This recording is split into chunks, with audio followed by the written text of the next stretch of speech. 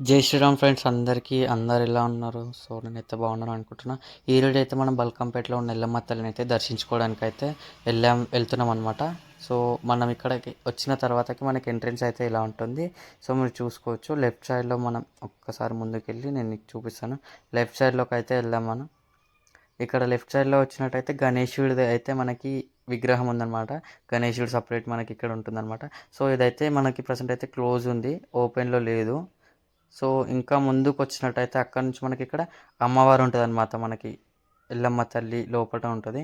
So ఆడ ఏం చేస్తారంటే మనకి ఒకవేళ పండుగల సమయంలో మనం ఏమైనా యజ్ఞం కానీ ఏదైనా చేయించాలనుకుంటే అక్కడ మీకు కింద కనిపిస్తుంది కదా, అమ్మవారి దగ్గర మీరైతే హోమం కానీ ఏదైనా కూడా చేసుకోవచ్చు అనమాట. ఆ తర్వాత మనం ఎంట్రన్స్ దగ్గరికి వచ్చినట్టయితే మళ్ళీ ఇక్కడ నుంచి మనకి ఇక్కడ రైట్ సైడ్లోకి వెళ్తే ఇక్కడ అమ్మవారి ముడుపులు ఏవైతే మొక్కులు అయితే ఏవైతే ఉంటాయో అవి అమ్మవారిని మనం మొక్కుకొని ఖచ్చితంగా ఇక్కడ ముడుపు కట్టినట్టయితే ఖచ్చితంగా మనం కోరుకున్న కోరికలు అయితే ఖచ్చితంగా తీర్చాయని మన భక్తుల నమ్మకం అనమాట. సో చాలా పవర్ఫుల్ టెంపుల్ అనమాట. కొబ్బరికాయలు కొట్టే స్థలం ఇక్కడనే ఉంటుంది మనకి.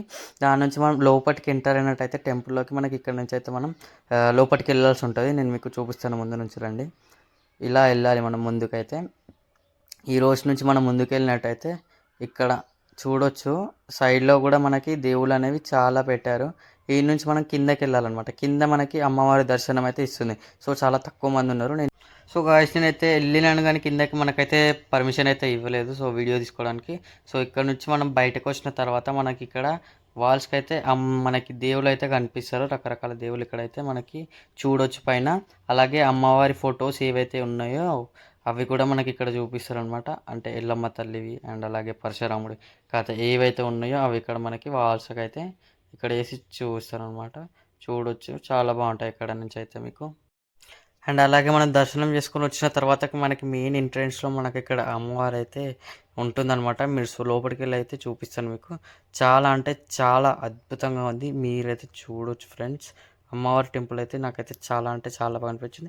అలాగే డిఫరెంట్ వేలో కూడా మనకి అమ్మవారిని అయితే డెకరేషన్ చేశారు, ఇక్కడ చూడొచ్చు. సో అలాగే దీపంతో పాటు వెనకాల త్రిశూలం ఉంది, దాని వెనకాల అమ్మవారు అయితే మనకి ఫోటో అయితే ఉంది.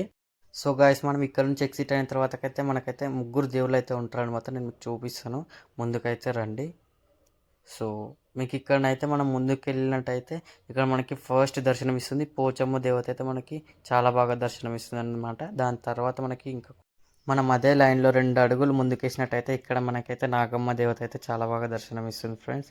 సో ఇక్కడ నుంచి బయటకు వచ్చిన తర్వాత మనకి శివపార్వతులు అయితే మనకి ఇక్కడ దర్శనం ఇస్తారు ఫ్రెండ్స్. సో మన వీడియోకి ఇంతే ఫ్రెండ్స్. అండ్ అలాగే వీడియో నచ్చినట్టయితే లైక్ చేసి అండ్ అలాగే సబ్స్క్రైబ్ కూడా చేసుకొని నా ఛానల్కి అయితే సపోర్ట్ చేయండి ఫ్రెండ్స్. అండ్ ఈ వీడియో వచ్చేసి ఇంతే ఫ్రెండ్స్. Thank you.